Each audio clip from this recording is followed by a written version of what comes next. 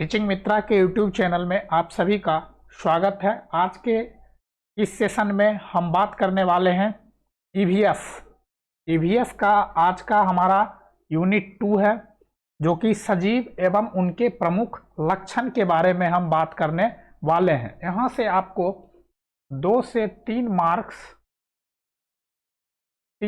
के क्वेश्चन निश्चित तौर पे आ सकते हैं।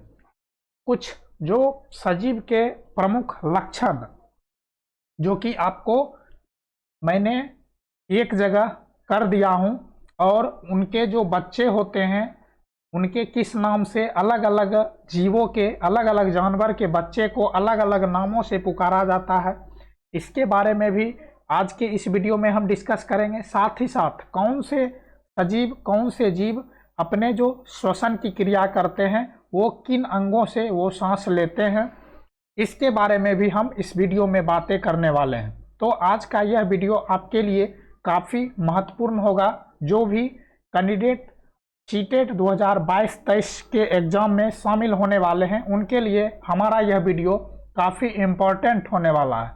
सबसे ज़्यादा बार इसमें जो हम बिंदु डिस्कस करने वाले हैं वो सबसे ज़्यादा बार पूछा जाता है, और निश्चित तौर पे काफ़ी आसान है। लेकिन यदि आपको जानकारी पता नहीं रहेगा तो फिर आपका क्वेश्चन वहाँ पे फंसेगा।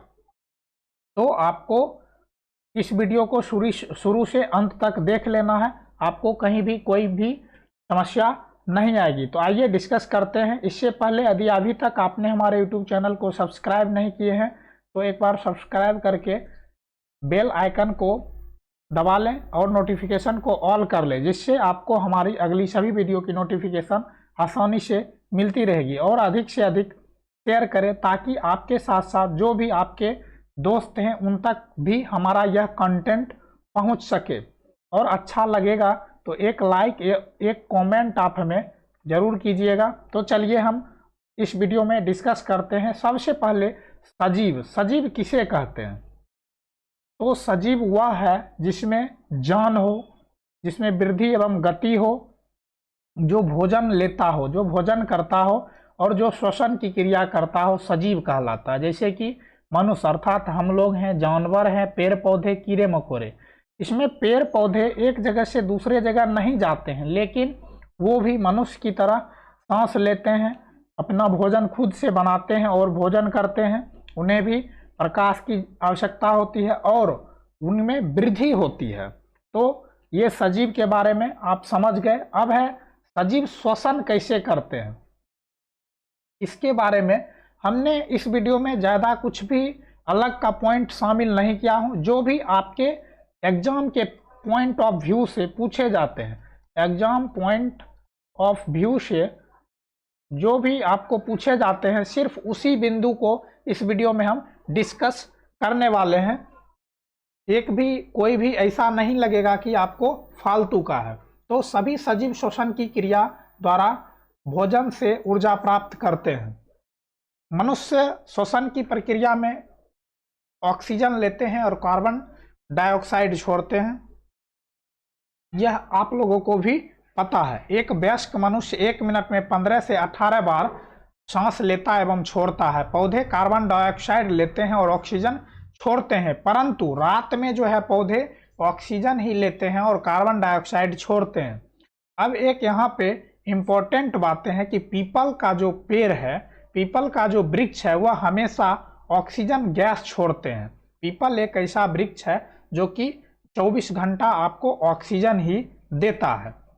अब आइए हम बात करते हैं कि जंतु। यहाँ पे कुछ जंतु के नाम हैं और उनके श्वसन अंग के बारे में दिया गया। तो आपसे सीधा सीधा क्वेश्चन पूछ लेता है कि केचुआ जो है वह किस अंगों से श्वसन की क्रिया करता है, या फिर मेढक किस अंगों से श्वसन की क्रिया करता है। तो वहां पे यदि आपको ये पता नहीं रहेगा तो आपका 1 नंबर आसानी से छूट जाएगा। और सिर्फ इस टेबल से यदि आपको पूछता है तो इससे बाहर एक भी जीव नहीं जाएगा, इसी से पूछता है। मनुष्य, शेर, गाय, सांप, छिपकली, पक्षी इत्यादि जो है वो फेफड़े अर्थात फुफ्फुस से श्वसन की क्रिया करते हैं। फिर है मक्खी, कॉकरोच या अन्य कीट, जितने भी कीट हैं वो बातक या टैक्रिया, इससे वो श्वसन की क्रिया करते हैं। केचुए, केचुआ जो है वो त्वचा से, कोई केचुआ जो है अपनी स्किन से वह जो है श्वसन की क्रिया करता है। फिर है मेढक, मेढक फेफड़ा और त्वचा दोनों से करता है। ऑक्टोपस और मछली दोनों गिल, क्लोन जिसे बोलते हैं, या गल्फर, इससे वह श्वसन की क्रिया करते हैं। अब है व्हेल, ये आपसे पूछ सकता है कि व्हेल जो है और डॉल्फिन ये कैसे करते हैं। तो ये फेफड़े या नासाद्वार या बात छिद्र होते हैं इनके, ये इसके द्वारा जो है श्वसन की क्रिया करते हैं। ये जंतु समय समय पर समुद्र से बाहर आते हैं ताकि स्वच्छ वायु ले सके। डॉल्फिन और व्हेल जो है वो समय समय पे कभी पानी से बाहर अपना मुंह निकाल के और शुद्ध ऑक्सीजन लेने का जो है कोशिश करते हैं। अब आगे बात करते हैं सभी सजीव जो है गति करते हैं, जैसे कि मनुष्य, कुत्ता, बिल्ली आदि। इन जीवों में अलग अलग प्रकार की गतियों के लिए अस्थियां, अनेक प्रकार की संधियां होती है। जैसे कि हमारे जो हाथ की उंगली है, हाथ की चेहुनी है, फिर पैर का जो है घुटना है, ये सभी में एक हड्डी का जो है वो संधि बना हुआ। हमारा गर्दन जैसे घूमता है तो ये हड्डी में एक संधि अर्थात जोड़ बना हुआ है, इसी के सहायता से यह हमारा हिलता है, हमारा घूमता है। तो अलग अलग प्रकार की जो संधि होती है उससे क्वेश्चन आपसे पूछ लिए जाते हैं कि आपको एक उदाहरण दे दिया जाएगा और ये जो संधि है ये किस में पाए जाते हैं। तो ये आपको काफ़ी इम्पोर्टेंट है, यह आपसे पूछा जाता है। तो जहाँ दो या दो से अधिक अस्थियां, हड्डियां आपस में जोड़ती है उस जगह को संधि कहते हैं। जैसे कि हाथ का हमारा कलाई है, यहाँ पे एक सीधा हड्डी आया फिर एक मुड़ रहा, तो ये एक जो है संधि कहलाता है। एक वयस्क मनुष्य के शरीर में 206 हड्डियां होती है। अब हम सीधा बात करते हैं, यहाँ पे आपको 4 प्रकार के जो संधि दिए गए हैं इससे क्वेश्चन आते हैं। मैं भी जिस समय सीटेट दिया था तो वहाँ भी एक जो है क्वेश्चन पूछा था, हिंज या कब्जा संधि पूछा था, जो कि कोहनी एवं घुटने में होती है। तो ये क्वेश्चन हमसे पूछा गया था। तो आपको मैं बता देता हूँ, आपसे गलतियाँ नहीं होगी, मुझसे भी गलती नहीं हुई थी क्योंकि मैंने पढ़ कर गया था। तो कंदुक खल्लिका संधि, यह जो है कंदुक खल्लिका संधि, इस प्रकार की संधि में सभी दिशाओं में गति होती है। यह संधि कुल्हे और गर्दन में पाई जाती है। हमारा जो गर्दन है वो सभी दिशाओं में घूम जाता है, दोनों तरफ और सामने। तो यह जो संधि पाई जाती है कंदुका खल्लिका संधि कहलाता है।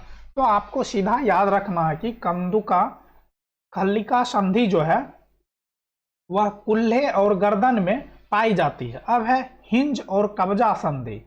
हिंज या कब्जा संधि, इस प्रकार की संधि में सभी दिशाओं में गति होती है। जैसे कि यह संधि कोहनी और घुटने में पाए जाते हैं। तो यह हिंद और कब्जा संधि यह पूछा जाता है, कई बार पूछा भी जा चुका है। अब है अचल संधि। तो इस प्रकार की संधि में कोई गति नहीं होती है, यह हमारे सिर में पाई जाती है। अब है धुराधर या खुटी संधि। इस प्रकार की संधि में ऊपर नीचे, दाएं बाएं, आगे पीछे की गति होती है। यह संधि हमारे सिर एवं गर्दन को जोड़ती है। तो इस प्रकार मैंने 4 प्रकार के जो संधि पाए जाते हैं उसके बारे में मैंने बताया। आपको 2 संधि के बारे में ज़्यादा याद रखना है।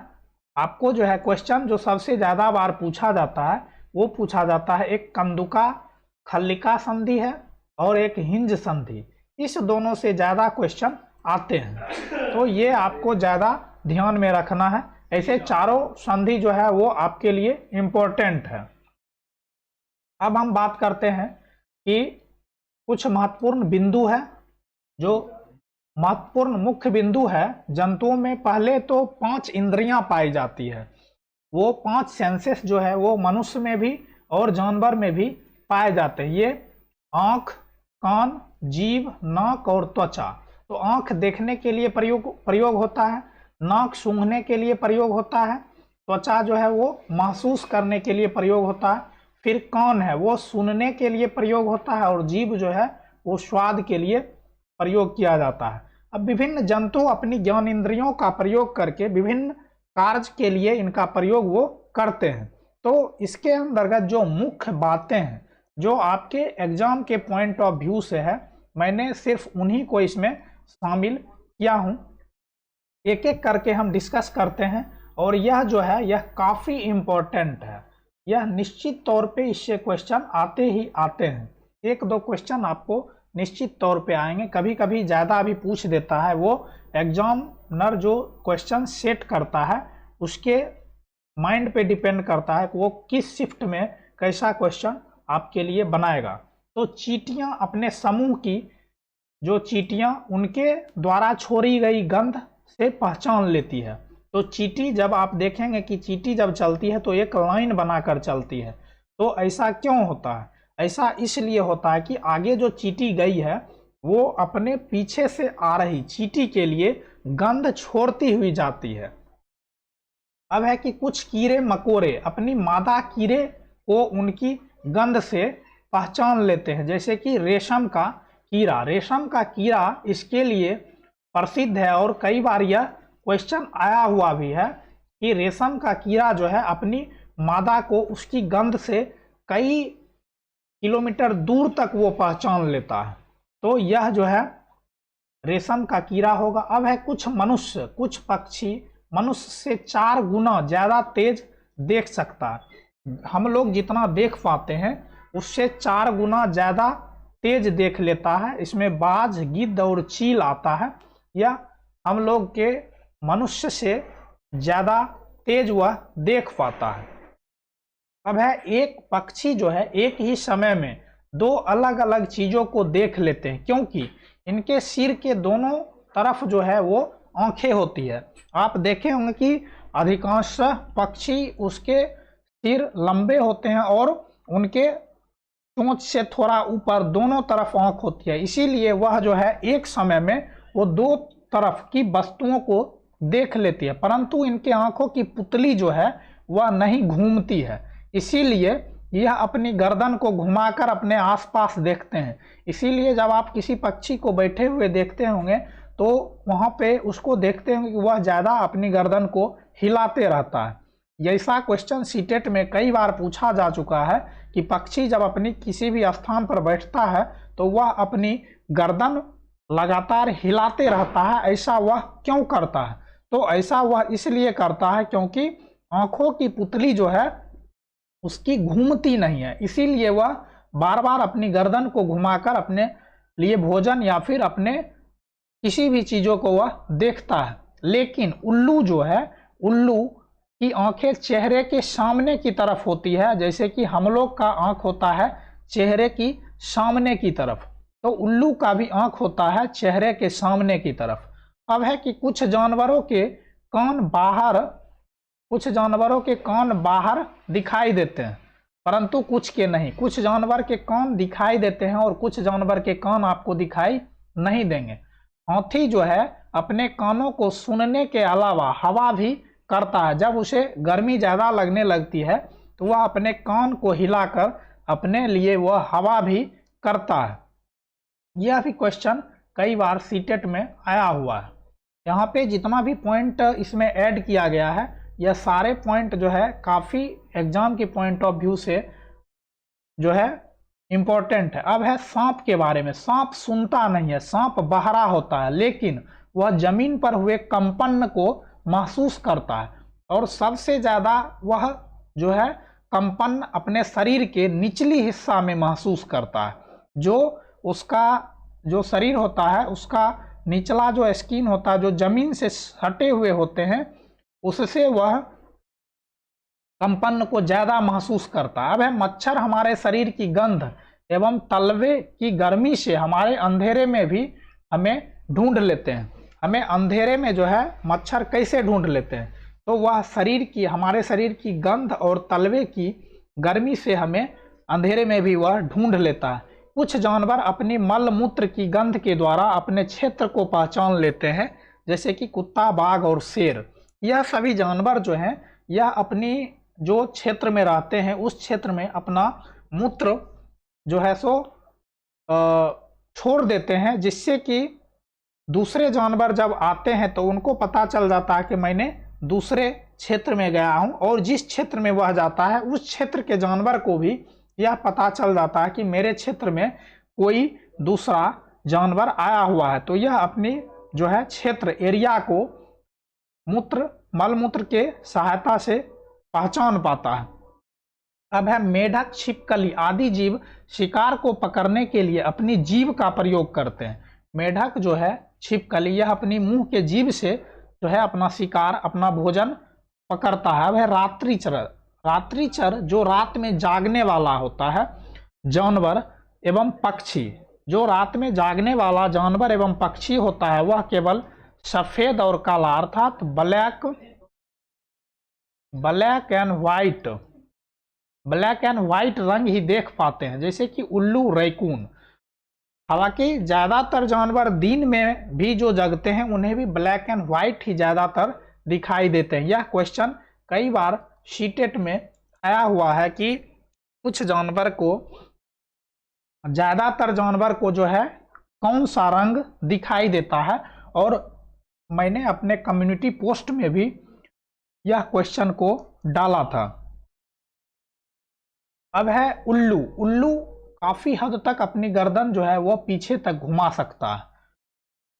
फिर है मैना, झटके से अपनी जो है अपनी गर्दन पीछे करता है। यह भी क्वेश्चन काफी इंपॉर्टेंट, इसमें जितना भी पॉइंट मैंने आपको करा रहा हूं काफी इंपॉर्टेंट है और क्वेश्चन निश्चित तौर पे बनेंगे। कुछ जंतु रेंगते हैं, जैसे केचुआ, सांप। केचुआ पेशियों की सूख की मदद से रेंगता है, और सांप जो है पेशियों एवं वलय, छल्लों की मदद से। कुछ जंतु उड़ते हैं, जैसे पक्षी। पक्षी अपने पंखों की मदद से उड़ते हैं, परंतु एमू एवं शुतुरमुर्ग पक्षी उड़ते नहीं हैं, लेकिन ये जो है काफी तेज भाग सकते हैं, अर्थात काफी तेज ये चलते हैं। कुछ जंतु चलते भी हैं, चढ़ते भी हैं और उड़ते भी हैं, जैसे कि कॉकरोच। और कॉकरोच के बारे में एक चीज और मैं बता दूं कि कॉकरोच जो है यह रोशनी देखकर छिप जाते हैं। अब है कुछ जंतु फुदकते हैं, जैसे कि मेढक। अब है सजीवों में प्रजनन। तो जिस प्रक्रिया द्वारा सजीव अपने जैसा संतान उत्पन्न करते हैं उसे प्रजनन कहते हैं। अब इसके अंतर्गत जो मुख्य बातें हैं, ये क्वेश्चन आपसे बनते हैं आपके एग्जाम में, कि वे जंतु जिनके शरीर पर बाल होते हैं और जिनके कान बाहर दिखाई देते हैं, वे बच्चों को, अपने जैसा बच्चे को जन्म देते हैं। इन जंतु को जरायु कहा जाता है, जैसे मनुष्य, कुत्ता, गाय, शेर, हाथी इत्यादि। अब है इसके जस्ट विपरीत कि जो वे जंतु जिनके कान दिखाई नहीं देते हैं और जिनके शरीर पर बाल नहीं होते हैं, वे अंडे देते हैं। इन जंतुओं को अंड प्रजक कहा जाता है, जैसे पक्षी, मेढक, बत्तख, मछली इत्यादि। तो इस दोनों में से यदि आपको एक भी याद है तो आपका काम बन सकता है, कि जैसे कि मनुष्य के शरीर पे बाल होते हैं और इनके कान बाहर दिखाई देते हैं, तो वे बच्चों को, अपने जैसे बच्चे को जन्म देते हैं, और जो जंतु के कान दिखाई नहीं देते हैं और जिनके शरीर पर बाल नहीं होते हैं, वे अंडे देते हैं। इन जंतुओं को अंड प्रजक कहा जाता है, जैसे पक्षी, मेढक, बत्तख, मछली इत्यादि। चमगादड़, व्हेल मछली और सील मछली बच्चों को जन्म देती है। जो बच्चों को जन्म देती है और दूध पिलाते हैं उसे स्तनधारी कहते हैं। स्तनधारी में जो बच्चे को जन्म देते, जैसे मनुष्य, कुत्ता, गाय, शेर, ये हाथी, ये सभी जो है स्तनधारी जीव कहलाते हैं। और व्हेल मछली भी स्तनधारी जीव कहलाता है, चमगादड़ भी स्तनधारी जीव कहलाता है। लेकिन कुछ पक्षी जो हैं वो अंडे देते हैं, वो स्तनधारी नहीं कहलाते हैं। तो यहाँ तक आप समझ गए हैं। ये सभी काफ़ी इम्पोर्टेंट बिंदु आज हम डिस्कस कर रहे हैं। अब है कुछ जीव है और उसके बच्चे के नाम हैं। कुछ जीवों के अलग अलग बच्चों के नाम से पुकारा जाता है, तो इसके बारे में हम डिस्कस कर लेते हैं। यह भी आपको 1-2 क्वेश्चन पूछ लिया जाता है कभी कभी। अब उसके मन पे डिपेंड है कि एग्जामिनर आपके लिए कैसा क्वेश्चन बनाता है। जैसे कि सबसे ज़्यादा आपको मैं बता दूंगा कि कौन कौन सा आपको ज़्यादा ध्यान में रखना है। अब है कपी, इसके बच्चे को बच्चा बोला जाता है। चमगादड़ कुत्ता और शार्क, इसके बच्चे को पिल्ला बोला जाता है। भालू, इसके बच्चे को शावक बोला जाता है। यह इम्पोर्टेंट है क्योंकि शेर के बच्चे को भी शावक बोला जाता है, तो यह एक इम्पोर्टेंट है, इसको आपको ज़्यादा याद रखना है। फिर है पक्षी और पेंगुइन, इनके बच्चे को चूजा बोला जाता है। तितली, इसके बच्चे को कैटरपिलर बोला जाता है। ऊंट, हाथी, जिराफ, याक, इसके बच्चे को बछड़ा या बछिया बोला जाता है। कौवा के बच्चे को चूजा बोला जाता है। मेढक के बच्चे को टेडपॉल, यह भी इम्पोर्टेंट है, आपसे आ सकता है। फिर है बाज, बाज के बच्चे को इयास बोला जाता है। घोड़ा या जेबरा, इसके बच्चे को बछेरा या बछेरी बोला जाता है। कंगारू, इसके बच्चे को जोई बोला जाता है। फिर है बंदर, बंदर के बच्चे को शिशु बोला जाता है। खरगोश के बच्चे को बन्नी बोला जाता है। भेड़ के बच्चे को मेमना बोला जाता है। तो ये भी आपके लिए इम्पोर्टेंट है। तो आपको जितना भी मैंने गोल किया है वो सारे ज़्यादा इम्पोर्टेंट हैं, तो आपको इसे ध्यान में रख लेना है। हो सकता है 1 नंबर का क्वेश्चन आपके लिए यहाँ से दे दे। और अभी तक आपने सीटेट के लिए नेगेटिव और पॉजिटिव टैग वर्ड का वीडियो नहीं देखे हैं तो वो देख लें, आपके लिए पेडागोजी काफ़ी आसान हो जाएगा, बिल्कुल आसान हो जाएगा सिर्फ एक वह वीडियो से। एक वह वीडियो यदि आप देख लेते हैं तो आपके लिए पेडागोजी काफ़ी आसान हो जाएगा। और आज मैंने एक वीडियो अपलोड किया था कि आपको कम समय में सीटेट की तैयारी कैसे करना है, तो आप वह वीडियो जाके भी देख सकते हैं। तो आज के इस वीडियो में मैंने काफ़ी सारी महत्वपूर्ण बातों का डिस्कस किया है। और अभी तक आपने हमारे यूट्यूब चैनल को सब्सक्राइब नहीं किए हैं तो एक बार सब्सक्राइब करके बेल आइकन जरूर दबा लें, जिससे आपको हमारी अगली सभी वीडियो की नोटिफिकेशन मिलती रहेगी। और नोटिफिकेशन को ऑल कर लें। और अभी तक आपने शेयर नहीं किए हैं तो एक शेयर जरूर करें। और यह सेशन आपको कैसा लगता है आप हमें लाइक और कमेंट करके अवश्य बताएंगे। हमारे यूट्यूब चैनल के प्ले लिस्ट पर जाकर आप जो है यूट्यूब के प्ले लिस्ट पर जाकर वहाँ से PYQ अर्थात प्रीवियस ईयर क्वेश्चन जो 2021 में आपका सीटेट का एग्ज़ाम हुआ था, वहाँ से वह सारी वीडियो वहाँ पे मैथ, EVS, TDP और सभी के कंप्लीट क्लास भी अपलोड किए जा चुके हैं। और धीरे धीरे जो बचा हुआ है वह भी आपका अपलोड हो रहा है, तो वह भी वहाँ से जाके देख लें। आपकी आगामी एग्ज़ाम के लिए काफ़ी इम्पोर्टेंट होने वाला है यह सारी टॉपिक। और आपको फ्री ऑफ कॉस्ट मुफ्त में फुल कंटेंट आपको दिया जा रहा है। तो आप हमारे प्लेलिस्ट में जाकर एक बार सभी वीडियो को ज़रूर देखें। और अभी तक आपने हमारे टेलीग्राम चैनल टीचिंग मित्रा ऑफिशियल में ज्वाइन नहीं किए हैं तो एक बार वहां से भी ज्वाइन कर लें। आपको किसी भी प्रकार की PDF वहां पे ही उपलब्ध जो है वो करवाई जाएगी। तो चलिए हम मिलते हैं अगले वीडियो में। अपना पढ़ाई करते रहें, तब तक के लिए बाय बाय, टेक केयर, जय हिंद।